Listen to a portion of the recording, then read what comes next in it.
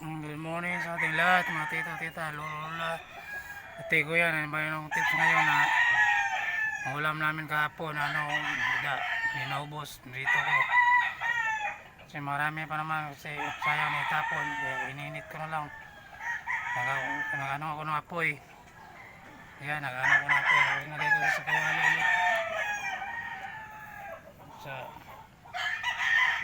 Ininit ko, tapos binilan ko na 5 piso mantika. Kaya ilagay ko na to. Ano siya na masok na ba kulang na mantika. Kaya naman ang pagkain na pwede pang kainin, initin lang, tapon agad.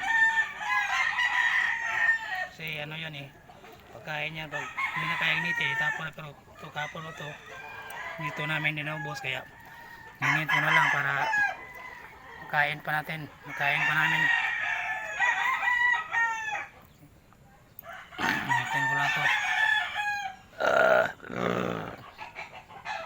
Marami kami pinito kapon.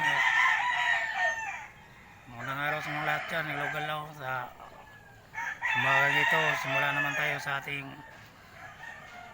nabuhay sa araw-araw na ito. Kaya init ko to. Lagay ko sa kawali ang aming ulam para makakain pa namin. Mga pagkain na pwede pa makinabangan, huwag natin iba talaga itapon kasi kain pa. Kaya saan maabot ang video ito, share, like nyo lang, comment sa Relas Vlog. Sa araw na ito ay aking tips. Ito na naman ang ulam namin kahapon na marami pa isda.